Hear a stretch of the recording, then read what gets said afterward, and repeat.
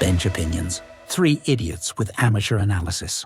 Right, welcome to another episode of Bench Opinions, everyone. We've bounced back from the weekend. I think we bounced back relatively quickly. There's a lot of people on our TikTok who want to know if we're going to come hat in hand to apologize. There's probably also a few, let's call them rugby fans out there who are expecting us to come in very hard for the referee. I'm not going to assume that any of us are going to come at any one yet. I think we all have different approaches to how we're going to dissect last week's result. The All Blacks beating the Springboks at Eden Park. The run keeps going. We'll discuss that. We'll discuss some, I think, moments, players, decisions that decided that game. We'll also spend some time, I think, just discussing the other game of the weekend, because it was an absolute humdinger. Australia narrowly beating out Argentina. And then we're going to look at next week, or this weekend, where South Africa play the All Blacks in Wellington, and Russie's already announced his squad quite early. So, maybe we get it out the way first. Dominic, do you want to tee us off with your... I don't know. I don't know if we have to go for a recap. I think just go right in. What do we think? Jeez, you've given me the stage here. This could be a problem. How much time have you got? No, look, first of all, New Zealand did it, and I'm always very quick to, in first line, just say, well done. You won. I think that's always what matters at the end of the day. I think we can talk about this, that, and the other. The All Blacks continue to pretend like we didn't win the last World Cup because Sam Cane shouldn't have been sent off because of the referee, but we did. And we should get our flowers, and therefore New Zealand should get their flowers too. So let's put it to that. I think to give a quick summary, because I think that's what we want to try and do now. I think to put it into perspective, we lost by 7 points. I think you could argue that we were very close in those last stages to getting a draw out of this game. And in summary, I think if you take out the first 20 minutes of that game and those first two very soft tries that we conceded, and the blatant individual errors that occurred across the game by South Africa in particular, I think this game is a lot tighter than even 7 points reflects. To put in perspective though, 7 points, us losing by 7 points in New Zealand is definitely, in terms of points difference, if you look at across history, one of our better performances. And actually a very close game. Yeah. When I think, despite all of New Zealand's question marks and despite everything around Super Rugby versus URC and everything, there was definitely a taste of people not giving the Springboks a chance at all. And that's my summary of it. I think the Springbok players will be kicking themselves because I think they definitely let the game slip, and I think they only really have themselves to blame. We can get into third party interventions, and we can get into the referee because I would like to. I think it's important, but I think if the individuals step up and the individuals use their heads a little bit more, I think South Africa win this game of rugby. I want to pick up on that after giving Klaus a chance also to just give your I don't know, just give us your main takeaways after the game. I know, having watched it with all of you, there was a lot of emotions going on. What's your main takeaways? There's a reason that this rivalry is called the greatest rivalry in sport, and I think that it has in all of sport. Well, that's what lots of people say. Definitely in rugby. Definitely in rugby, maybe in sport due to the history of it. Yeah. Due to its political history as well. And our sphere of sport, I'd say like colonial, like former colony sports, I would say. Yeah, Americans would argue with you, but of course they would. No, but the Americans don't compete against anybody else but themselves. What are we talking about here? The rivalries that exist out there. India, Pakistan, and cricket. But you got to look at it like on a global scale. Like the rivalry between New Zealand and South Africa is what the rugby rivalry is what caused apartheid to really come under pressure and then crumble and stuff like that. You know, there's a lot of history between those two countries, the longevity of it. The dominance by both of those teams over the last 100 years, you know, it is quite a big thing. It is. Even outside of rugby realm. And it's not just the history, it is also the present and the future, and what we also are looking forward to on the weekend. It's the fact that these games are won by close margins. They are controversial in their nature, probably also because we're so passionate about it and not necessarily justified that it's controversial. We like to tell ourselves stories to make ourselves feel better about how the game went down. And this game was no different. I mean, we were all screaming at the TV and this bloody what, and he did this, This and he bloody did that, ref, this bloody ref, you know, that. and then you calm down, you watch the game again, and you go, well, maybe it wasn't that bad, you know, and maybe we were overreacting, and you know, the ref made some dodgy calls for the Kiwis as well, and so at the end of the day, as Dom said, it was an incredible test match. It was super close margins. You know, if we look at the whole of it, we actually had more possession. We had more 22 territory entries. Thank you, and stuff like that. And yet we still lost it. So you know, it's about taking those opportunities when they present themselves. We didn't do that, unfortunately. No. They did. They created opportunities that we shouldn't have let them. But maybe that's also just down to their coaching staff having really found out some of our weaknesses with our rush defense and managing to get around us. Yeah. I think just to add on to that, I think having watched the game, I think anybody who loses a game like that, which I think both of you pointed out was such a battle, or it turned into such a battle that when you come out of it on the losing side, there is like this, I don't know, you inherently look for some like injustice as to why you lost. But I think with a bit of a reflection, there might still be a little bit of a sense of an injustice. But I think as any person watching sport, the rub goes for you, the rub goes against you as you flip the coin. Let's talk about the referee. Because, yeah, I don't know. Dom, give us... Okay, so I'm going to just start because before you answer I've given this a lot of thought, and I agree. Obviously, in the heat of the moment, you're going to get a certain way, particularly in the aftermath of it. My immediate feeling after we lost the game was definitely one of, damn, like, you know, the one that got away a little bit. That was my feeling, right? I think in first in order, right after the game, for me, the two main reasons we lost in order were the referee first and individual errors second. And those were the two things that contributed to us. I think with time and with a reflection, I would say those two things have slipped. I think take the refereeing performance completely out of it and just halve the amount of individual mistakes we make on defense, but as well as with ball in hand. And I think we win this test match. That's my sort of view of it. Or at least it becomes very close and then it really is the flip of a coin. But let's look at the referee. I think for me, the biggest concern is, and I think it's something that we've touched on in the second test match with the Wallabies as well, is that let's separate two different things. And I think the one lives on Twitter and X, and that is that there is some sort of massive conspiracy against a team.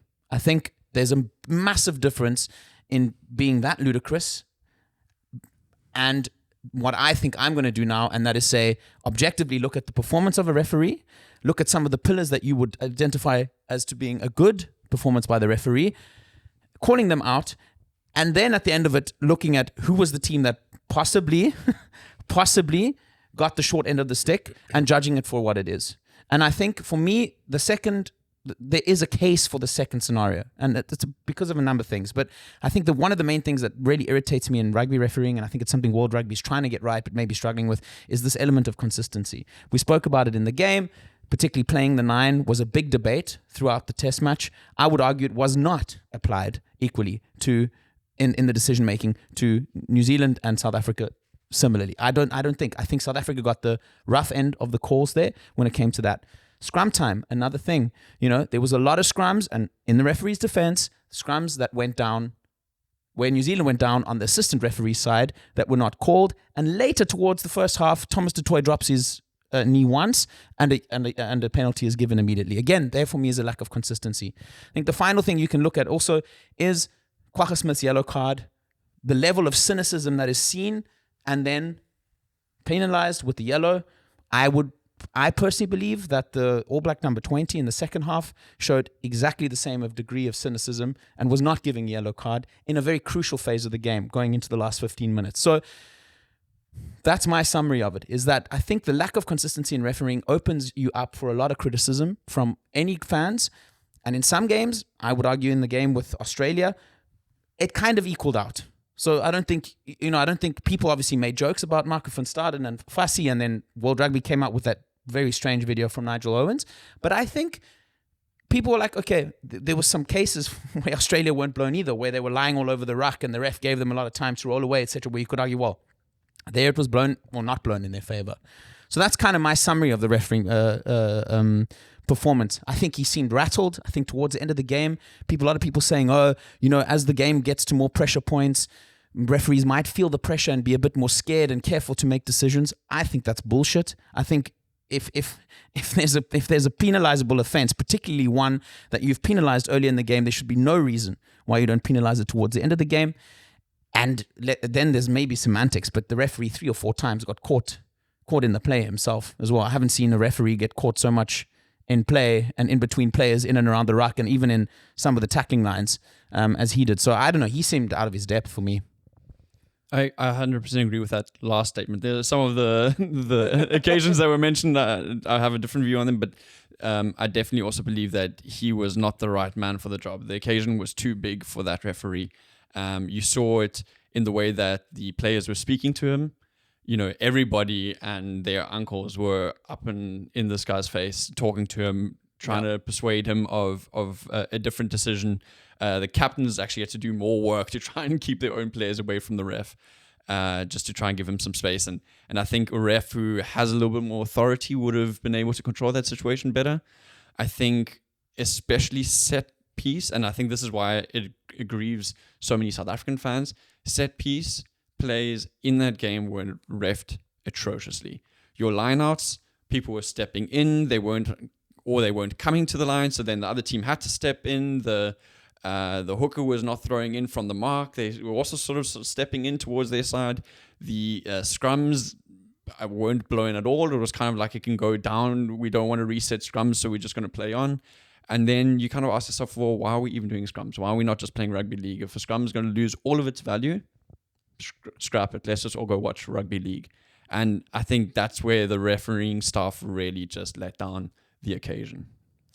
I'm not going to add or subtract anything from what you guys have said. I want to ask some questions on how each team dealt with the refereeing in the moment. I think in the first 20 minutes of a game, maybe 25, each team will understand what the ref is all about. I think I agree with you 100% when you say there's no personal vendetta of a referee against a team in World Rugby. I don't believe it. I don't believe it in any sport. So then it's all about adapting to a referee's style. I don't think you can adapt to a referee being nervous, because that means that there's inconsistencies, which I think you both have pointed out already. But let's talk about adapting to a referee's style, understanding what he's letting go and what he isn't letting go. I think I touched on the individual errors, and I think there's a section where individual errors and the refereeing sort of performance cross and intersect. And I think one of those is you can definitely call out some of the senior players in that Springbok side for their decision making with regards to the rules. Kwagga's yellow card was stupid. I mean, the New Zealanders already have advantage. I've watched it back. I personally don't believe that he was preventing a try. I think that could be the one argument that you could make for him, is that he's gone in there because there's an immediate try going to be scored. I think we would have held him up, or at least stopped them, and would have gone back for the original penalty. So I think that's just stupid. I think there's a couple of other decisions, a couple of other moments where we also got caught obstruction, where I think that's just, I just think, I wouldn't even say that that's a bad understanding for the rules. I think it's just, it's poor gamesmanship, in the sense that you're just doing yourself absolutely no favors, and it was uncharacteristic. I think there was a situation that where Eben also, I think, I'm trying to remember what it was, but there was definitely one moment where I got extremely infuriated at Eben. Where you picked the 9 up and then... Through the horizontal there as well, those are just stupid errors. And to be fair, watching that back, the 9 got pushed over by his own player, and Eben was actually trying to hold him up so he doesn't land on his head. Yeah. And then it comes off bad in the eyes of the ref, but he was actually protecting the player. Yeah, but through the horizontal, I think we can. That's just a matter of opinion. I think that's my opinion. I think it's just, if you're going to pick a player up, I think it's unnecessary degree of risk in terms of the rule book if you're going to pick a guy up. But that's just my interpretation of it. But I do think we didn't play smart, and I think we didn't show our best. And there was a big debate between whether Rassie let everyone down, whether it was the coaching staff, which is something where we pointed very much a finger was pointed at the coaching staff in that first Wallabies test, and I agree. But I'm of the understanding in this game that the players let themselves down, and I think the players let Rassie down personally. The Springboks went down early. I think it was 14-0 at one point. The tries that the All Blacks scored, seemingly, I think Willie Leroux's error, slipping over or going over a player that's just slipped momentum-wise, taking that apart. But it seemed like they dissected it pretty easily when they did find a gap. Is that us not having the defense we used to, or is that individual errors on the day? I think that's a system issue. I think that's the coaches have got a system in place and a defensive system that they have now been found out on. Willie Leroux, as you said, let's just kind of take that one off the board because it is a very, very strange situation. The guy's gone down, kind of knocks Willie Leroux out like a temp in bowling, and then manages to get up quicker than Willie and run past him, and there's nobody else in the back line to defend. So there was a bit of a fluke try, but the strategy that they were applying there just goes to show that they were exploiting the rush defense. They were exploiting the massive gaps that we leave on the wing in our defensive structures. And I think that's something that the coaches have to look at and reevaluate, because it was found out by New Zealand now, but it was also found out by Australia, especially in that first test match when Jorgensen was running riot around us.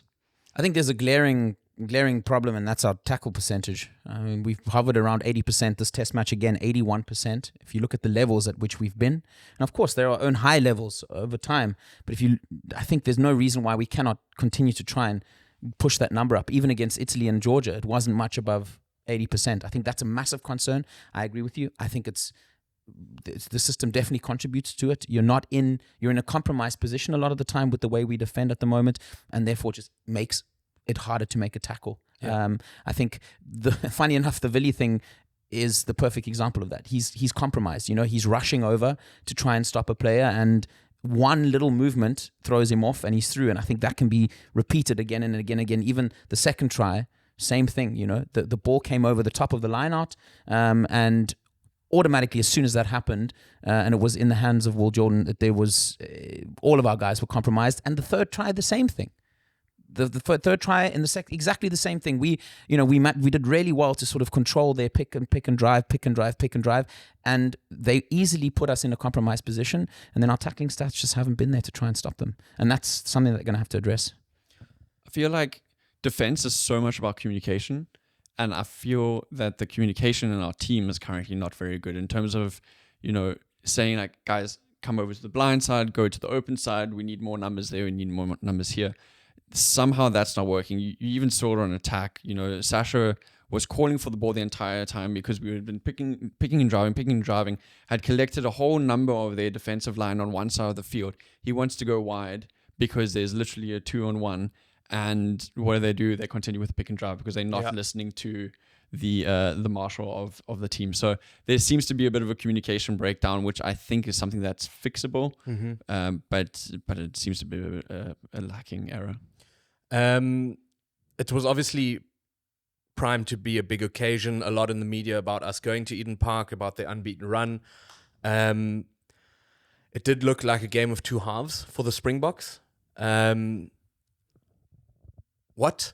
Because you would say it's probably one of the most experienced teams that we can put out there in terms of caps and players who've been in big situations.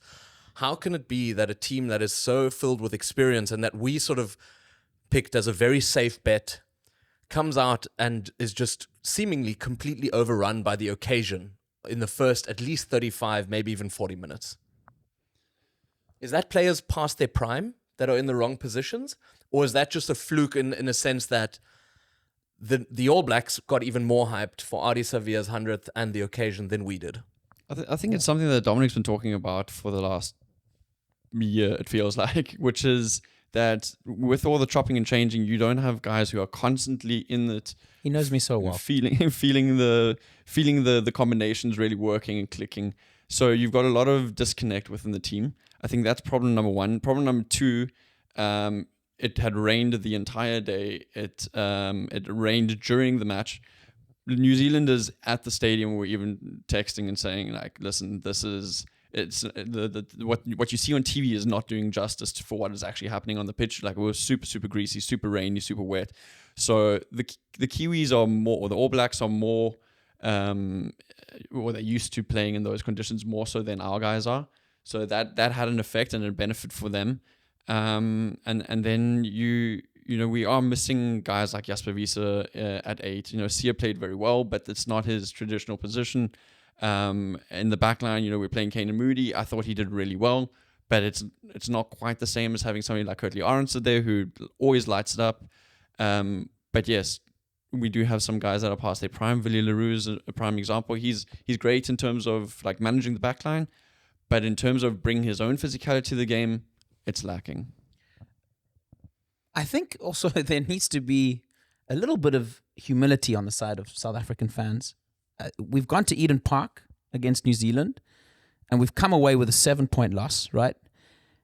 You've come away from a 7-point loss with Ardie Savia and the All Black number 5 celebrating turnovers and mistakes by the Springboks extremely over-characteristically, passionately. It's my house. Yeah. I mean, I kept on saying plastic energy, which is one of the favorite sayings from Chasing the Sun from Bongi. There is a taste, depending on which way you look at it, in my mouth, there's a taste in my mouth in saying we let ourselves down and we should have won that game. And rewind 10 years, right? All those things that I just told you about doesn't happen. We've had once-off wins in New Zealand. Obviously, this is a great generation of Springbok players, but I think we're underestimating the power of Eden Park, the power of the All Blacks, their incredible record, not only at Eden Park, but in New Zealand. And I don't see it as doom and gloom. And I think there were elements of us being outplayed in that first 20 minutes. And I think it's normal that the All Blacks outplay you on home turf. I want to rewind the clock back to a week ago, because I think it's all good and fine you sitting here now and saying we should be happy having lost by 7 and stuff. That was not the tune in general on this couch last week. So are you pointing the finger at us as well and saying we were wrong? Do we have to look at ourselves and say we should be happy losing to the All Blacks by a small margin because that wasn't the case 10 years ago? Our tune was similar, though, in the sense that we did say we feel like we've got less to lose than the All Blacks. And I see that as a context of us saying, we know it's tough to beat them there. We need to go there and try and make the most of it and give it a good shot. And if we don't, we can walk away from it. And we said in one of our viral TikToks, we also said that if New Zealand lost, it would be a much bigger issue for them. So I think maybe the difference in tune, I would say, is that I predicted us to beat them by 3 with Pollard's boot deciding it. And I don't think I was very far off, to be honest. Again, individual errors, etc., etc. There's no ifs and buts and coconuts. I am the only one who predicted that the Springboks would lose, which I'm not happy about, but I was right. At least you won something. But I think both can be. I think both can live in coexistence, and I think it on the one hand it does show the levels that have been set by the Springbok generation. 100%. I mean, I was looking up. Ardie Savia had such a great career, and he had such a great game as well. And his walkout was unreal. Yeah. I mean, I hate how. No, I don't hate. I hate how some rugby players kind of just run on and sort of lift their hand. I loved how he embraced that moment for himself, and I wish more athletes would do that, because to play 100 test matches in rugby is stupid. It's just ridiculous, and to do it at the level as he has. But he's not won a World Cup, which, you know. How did you take that moment of giving the man his flowers and then suddenly just tear the rug from underneath him? No, but what I'm saying is that, again, you know, if he plays in any other generation, not amongst these two Springbok sides that have been who they have been, the man probably becomes one of the most... Because the reason I did this is because I was looking at Richie McCaw, and I looked at Ardie Savia and Richie McCaw, right? And I thought to myself, surely Ardie for me has had as good a career as Richie. You mean just... From his playing style, not from his trophies. Yeah, but that's the thing. And then when I Googled, and I was like, well, Richie's got 2 World Cups. I think to myself, well, I don't know if that does Ardie Savia's career justice. But what I'm trying to say is that this Springbok, these 2 Springbok sides and squads over the last 8, 9, 10 years have, I think, moved the goalposts a little bit. But I still think we cannot underestimate what it means to go to Eden Park, go to New Zealand, and try and beat All Blacks on home soil.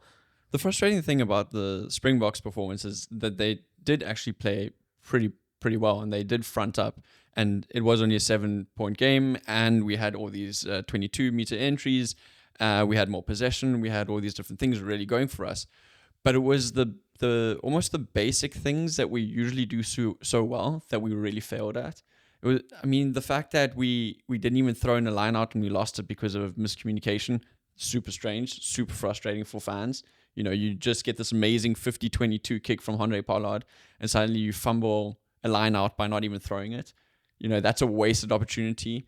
I know for a fact you were screaming at this TV screen when Ox tried to roll over a ruck and sort of backflop the ball onto the try line. One more phase and that's a try. I hate exactly fucking pick and drive at the line when you don't have the opportunity to really go low. You know, if you're anyways. And so you're really going to get you riled up here. Yeah. So it's things like that were really, really frustrating to see in the game, and I think that's why as Springbok fans you go, we could have won it. Yeah, we actually could have. We could have destroyed all of their hopes and dreams with this epic 100-year break of their sort of fortress. Yeah. And we fumbled it.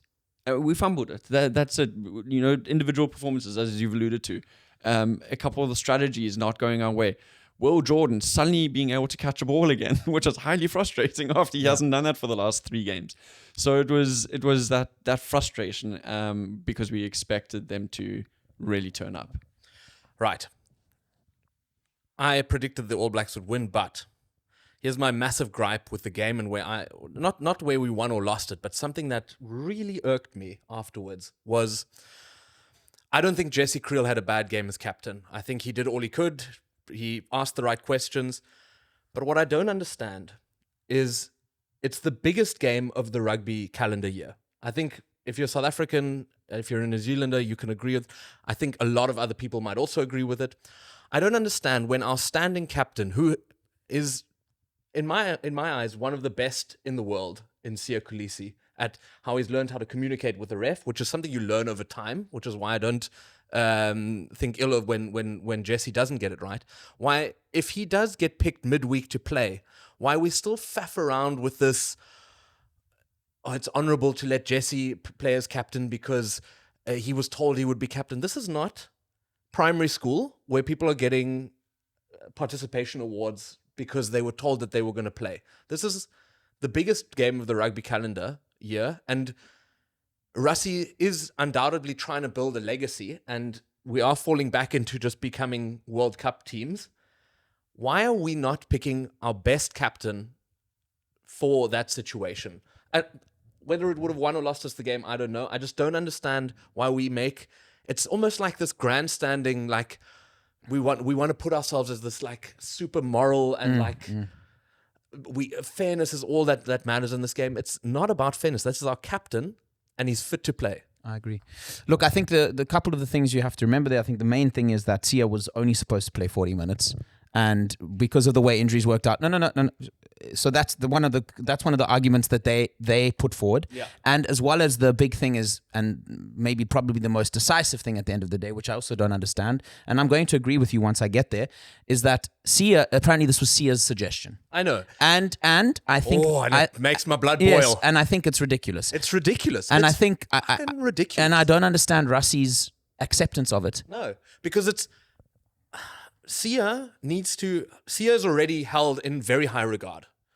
He doesn't need... He also sometimes needs to be told by a coach or sometimes by other players, listen, this is not the time to try and look... I don't think he does it to look good, but in essence, there's something inside of him now that... It's his moral compass. It's his moral compass. And literally, good on you for fucking wanting to give Jesse the captaincy because he's been picked. But you're our captain. Look, and you're playing. I think I'm going to play devil's advocate here just for the sake of playing it. That's okay. You can get mad. But I agree with you. I think that Sia would have brought a different psyche to the game. It would have riled the guys up differently. You know, it would have gotten them really motivated. And I think that's the thing where we kind of go like, he could have maybe led them to a victory. And he was fantastic, by the way. And he played very well as well. I think what they're trying to protect is that they don't want to have a situation in the locker room where you lose the locker room, where you lose the players because guys, it's a big occasion. I'm backtracking now. I'm going to change the principles that we have in this team because I feel like this is a different situation. So, and then you start losing confidence in the players. You start losing confidence in the team and the concept of what they're trying to achieve. Yeah, I understand that.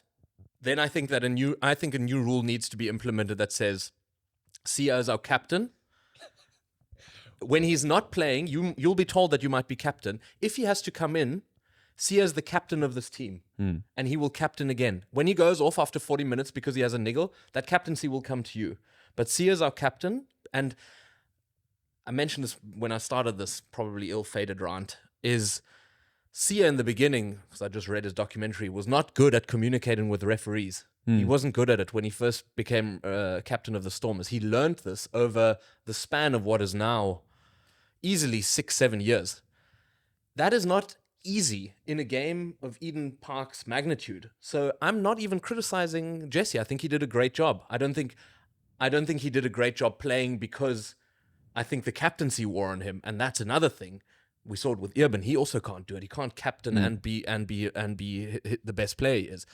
I think there should be a rule that when Sia plays, he's the captain, regardless of what was said in the week, because I think there's more that hangs on that than just this title of he's captain. Yeah, and look, if you read the story about when Sia was first given captaincy at the Stormers and then eventually at the Springboks, he didn't have to be convinced of it, but Sia's not the type, and I think this equally gives him a superpower. Sia's not the type of brash. No. Like, he's not the loudest guy in the room. He doesn't put himself in the middle. And when he was given both captaincies, if you read about it, you will see that there was an element of surprise. So Sia is very much the natural leader who is like a horse that needs to be brought to water. Yeah. And I think they are doing themselves and him an injustice because he's been molded. He has learnt and grown into becoming the captain he is. Yeah. I think that does a disservice. The second thing I would say is I think within the greater context of all the gamesmanship and all the back and forth and all the mind games and this, that, and the other, in this environment that seems to lack sort of stability and continuity at the moment, in my opinion, injuries included, etc. Maybe that's the one thing that in a moment of quiet, even whether Jesse or whatever, the one most natural, easy thing to do is go, thank God Sia can play. He's our captain. He's our guy. Let him do it for 40 minutes. Yeah. And I just think they've missed a trick. And I think it plays further into hopefully Rassie learning as we get into this new phase of him being able to trust the new guys that come in, that there needs to be a sense of continuity and a spine if we're going to keep building a team. Yeah. The whole evening we've been talking about fine margins, and if Siya Kolisi is held in such high regards... Are you done with playing devil's advocate now? I'm done now. Yes! If Siya is held in such high regards, then even that is going to have an influence on the ref. Yeah. And maybe that's the little bit we need just to turn the tides. Maybe it's the one thing that in the last, I don't know, if he was still on the field, I don't think so, but in the last 10 minutes, where him being in the ear of the referee sort of helps the referee not feel overwhelmed by the occasion. I think, just to wrap this up, I think we're so frustrated because we think so highly of Sia and of Rassie. And listen, I also think very highly of Jesse, but I think Jesse was better. He was coming into such a rich vein of form before he's been made captain now. So anyways, that was one thing I just wanted to address. The other thing I just quickly want to touch on before we go into anything you guys want to mention or the other game is our back row. Not our back line, our back row. And, we've spoken a lot about the depth that we have in South Africa, but I think we can all agree that with Jasper's ban, it did show a surprising lack of depth because we had to shift around so much. What is our thoughts going forward? Do we have to bring other players back in? Do we really need to put a lot more value onto someone like Chituka? Does Evan Roos need to come back into the fold? There seems to be like a real gap once you're starting to plug and play. We've always had this issue of particular positions not having enough depth. It was the same with Hooker. It was the same with 13, where we only had Jesse and one of them is injured. Now suddenly we've got to rearrange the whole back line.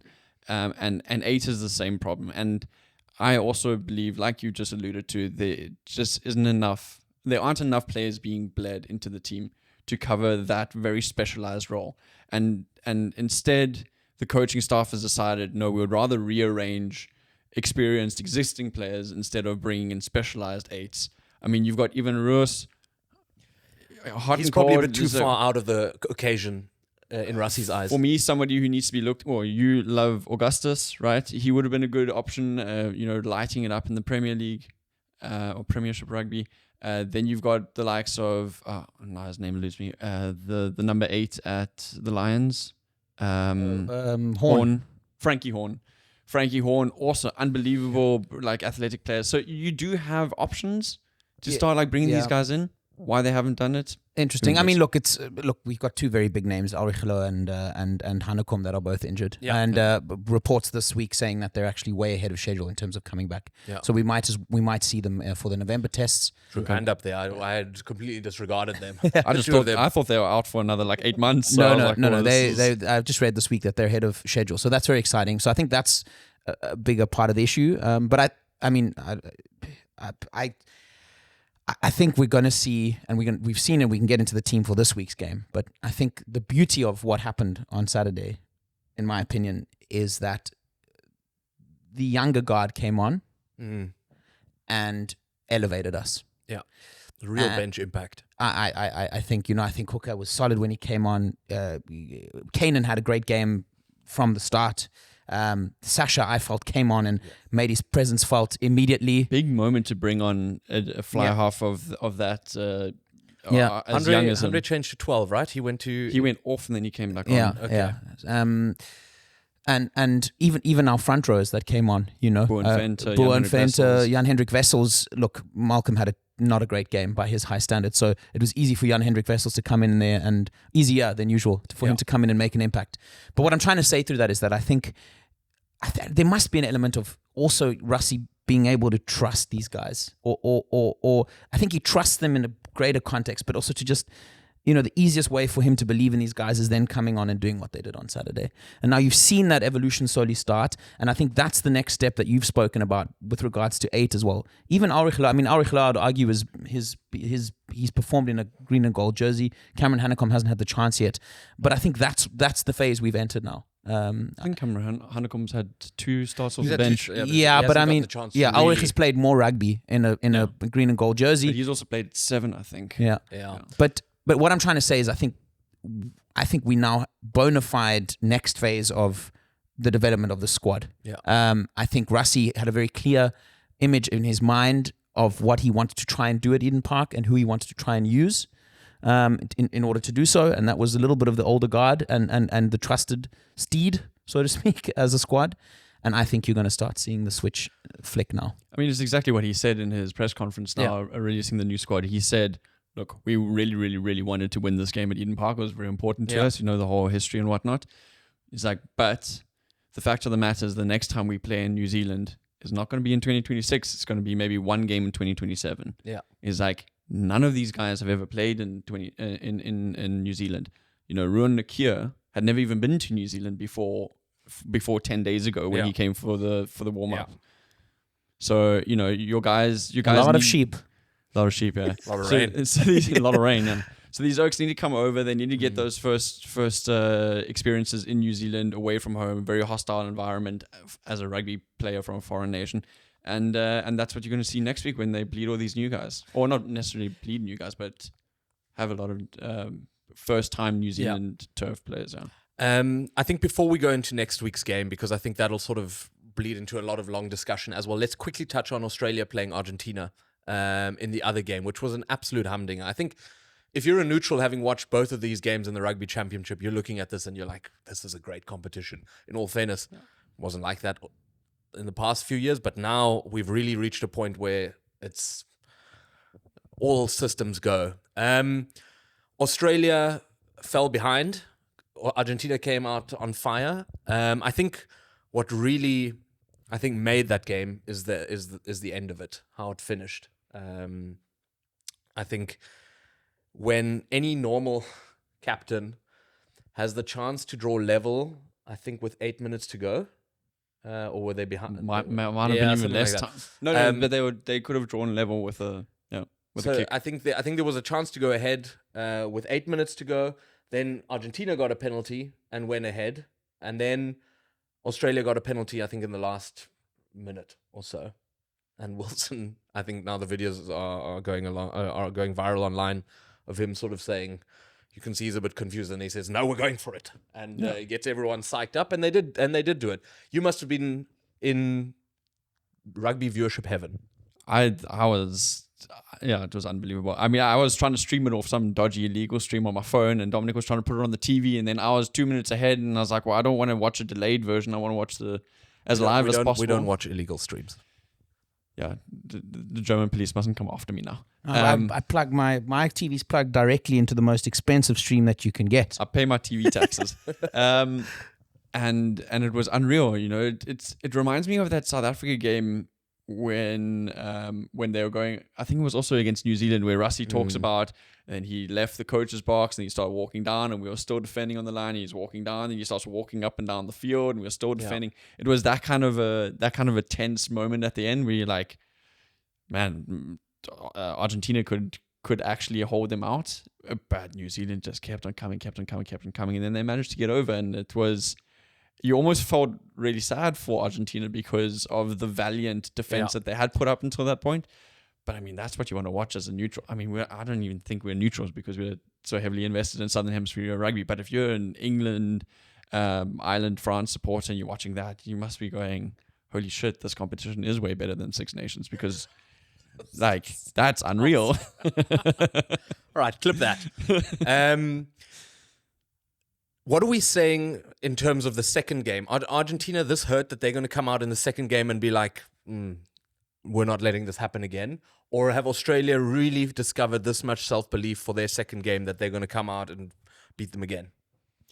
I think this competition has just gone to show that everybody is on even playing field. Yeah. So and no team is coming out going like, oh, I don't know if we're really going to win this game. All of them have got self-belief. Yeah. All of them think they can do it on their day.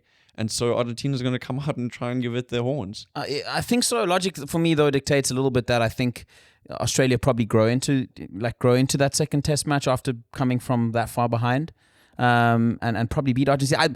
I must say that the more I see Australia, and it's kind of happening also within the Australian Rugby Union now. They've wiped out completely all their debt just off the back of the British and Irish Lions tour. There's already speak of them actively recruiting some of the big rugby league guys. One of them's a winger with a really long name, so forgive me, I'm not even going to try and pronounce it.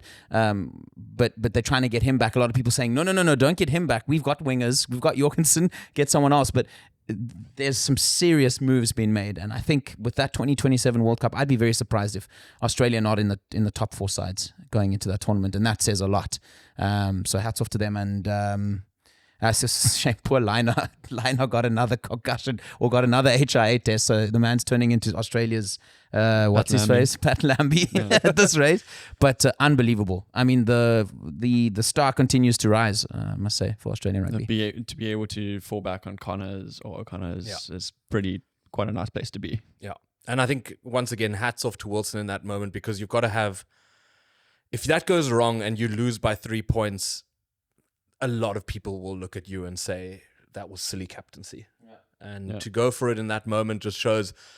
I think what we all loved about Australian rugby from previous years is that Australia were never the call it safe guys. They were the guys who really throw caution to the wind, and it's good to see that with them. They've got a real chance to win this whole thing. And I think imagine it's off the back of that. And that's what I'm saying. And so I think you roll the dice and you give yourself a good chance, and they're sitting pretty now. Yeah. Right. Let's go into the upcoming game in Wellington. Rassie released the squad today. I'm going to go through it quickly. Oxen Chair, Malcolm Marks, Thomas de Toy, Luat de Jager, Ruan Nokia, Sia Kulisi, Peter Steff de Toy, Jasper Wiese, Kobus Reinach, Sasha Feinberg Ngomezulu, Ethan Hooker, Damian Willems, Kanan Moody, Cheslin Colby, Apelele Fassi. First thoughts when you saw the squad, Klaus? Yibben's getting a well-deserved rest. Yeah. That was first thought. Then my second thought was like, oh, Damien Delende is back. And then I was educated very quickly by Dominic. No, that's Damien Willemse. And I was like, oh, shit. okay, we've got a new center pairing. That's really, really interesting. You know, Kenyon Moody, super tall. He's actually quite a big boy. He's going to be running. He plays wing half the time, so he's extremely fast. So that's going to be interesting to see him in combination with Damian Willemse, who can step anybody within a telephone booth. So that is a very different kind of center pairing to what we've had so far. Mm-hmm. And then you got Ethan Hooker not in hooker, but on the wing. He played very well coming off the bench, so he's got a deserved start in a very big test match at a stadium that we've had better success than at Eden Park. Dom, your thoughts? I think it's an interesting combination of sort of continuity in that forward pack, because I think Jasper Visa is the clear guy that, if you're going to rest Ibn Etzebeth, Lutiaga is the guy that comes in. Yeah. That front row they picks themselves even off the back of a dodgy performance by Malcolm Marx. I think our depth is not there yet in that. So it's an interesting mix between that front pack being relatively solid and something we've seen before, and this mix of the back line, which is really, really, really exciting in terms of what those players can offer. And I think actually players that have a better skill set and better ability to execute Tony ball, that we've been calling it, than maybe what we've been trying to execute Tony ball with in the past. So interesting to see if that automatically means that those kind of patterns of play, that style becomes more convincing because you're using the tools at your disposal that are best suited towards it. That'll be very interesting for me to see. It's a 5-3 bench. It could also be considered a 6-2 bench, depending what you see Andre Esthuizen at. Handré Pollard also completely drops out of the match day 23 with Mani Lubbock on the bench. What are we thinking in terms of if plan A doesn't go right? Is the bench going to have a great impact like they did in the last game? Or are we putting a lot of faith in the starting 15 to really try something different and actually pull it off? I think the bench is a good mix of people that can settle things. I think like Archie, Quagga's on there. Quagga's on there. Archie, of course, they all have X factor in their own right, but I think the front rowers on the bench are also relatively solid.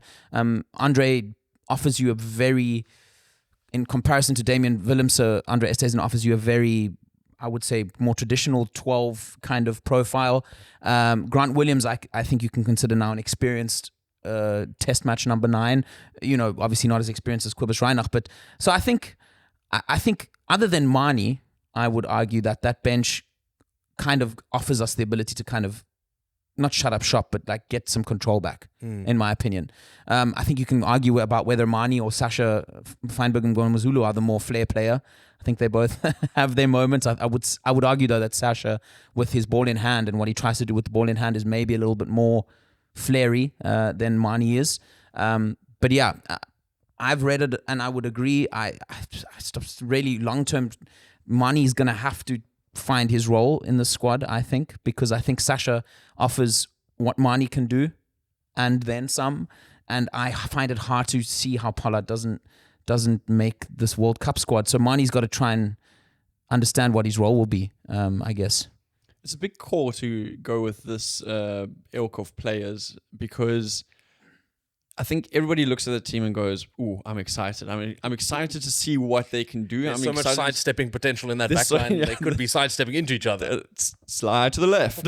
Like they could be dancing their way to a victory. But they could also, with the lack of experience together and combinations together, like we've been talking about, chopping and changing, they could also completely fall apart. Yeah. And so my worry is only, if it goes well, fantastic. Russi's a genius. These boys have gotten experiences that they would not have gotten otherwise, and we were able to win in style. Brilliant. If they lose, then it's like, okay, and depending on how they lose, it's like, oh shit. Yeah. Well, have we now pushed the envelope too far? Are we trying too much? Do we have any forward planning, or are we just now throwing shit at a wall and seeing if it sticks? Couple points on that though. First of all, I would argue that we went into the first test match at Eden Park thinking, okay, well, it's going to be a lot of high ball. It's going to be, that's what we're going to look to exploit among the All Blacks, which we did try to do. And I would say we had varied success.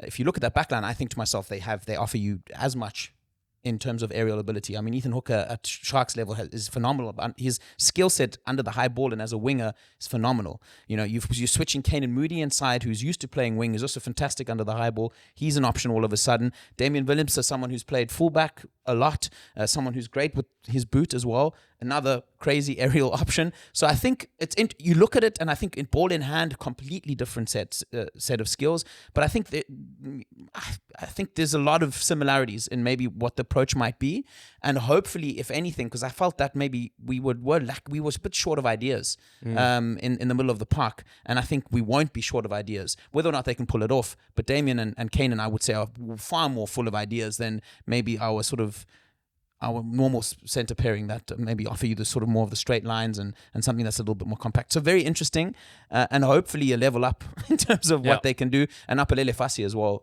great under the high ball traditionally, and someone who can exploit that as well. So from his own kicks, exactly. Often, yeah. So I think it's quick to say, oh, look at all that flair, but I think if you look at the basics there, maybe that reveals a little bit about what the game might be, and that they're going to look to exploit that and hope that the X factor is something that kind of can be used to good effect in when the play breaks up a little bit.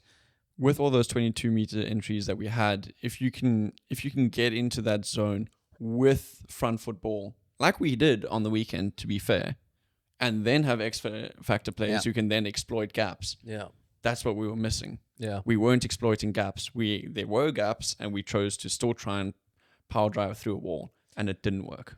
What do we think of Rassie dropping the team on a Monday after he basically tried another sort of, I guess, a little bit of a... Well, dropping it on a Thursday didn't work, so just go back to the tried and tested. This is it. Yeah.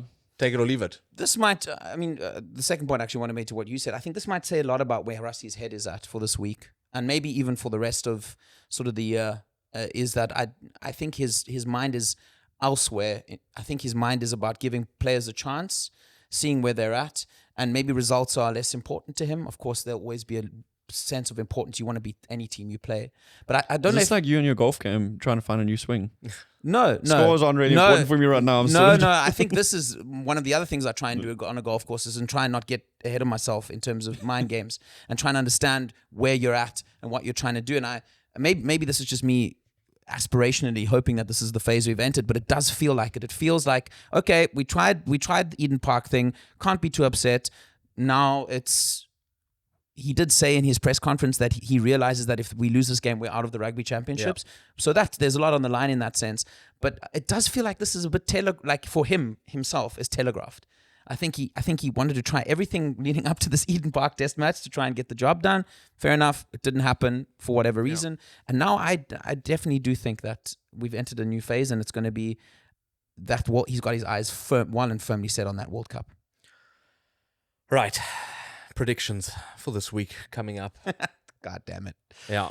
I think Argentina is going to come out, and I think they are going to equal Australia there on the top of the log. I think Argentina as well. You said Australia. Australia by 12. I think relatively. I think they'll learn from their mistakes from the previous week. Start better. I think Argentina by 7. I think Argentina by 7 as well. All right, the one that really matters. I'll go first. And Australia's going to be trying to go for the draw, and then they're going to fuck it up. I think South Africa are going to win the second test match, and I think it's going to be by 5. Depends on the weather. if it's dry, predictions on a Monday, which I hope it will be. Predictions on Monday. Sia might go off, and we're going to have a new captain. Who's the ref? My Apple weather says it's going to be dry on the weekend, so I think South Africa is going to win by. I think we're going to win by more than they beat us. I think we're going to win by 12. It's based off of passion and not the brain. I think Rassie understands what happened at Eden Park on Saturday. Yeah. And I think if there's anyone who knows how to rectify individual errors and get players up for a game, it's him. And I think combine that with the hunger amongst these youngsters that are going to come in there. There's a lot of guys with points to prove. Damian Willemse being one of the main ones, and he's devastating on his day. I think I'm in Klaus's corner. Okay. I think double digit. I think double-digit victory for the Springboks. Right.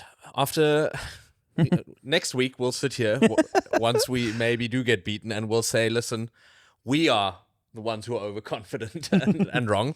I think if you're a New Zealand fan, you got exactly what you wanted. You got us bitching about the ref for 20 minutes, then saying how we're still the better team. So have a go at us for that. We're passionate Springboks fans. If you're a Springbok fan, maybe you agree with some of our statements, maybe you don't. I think that wraps it up for...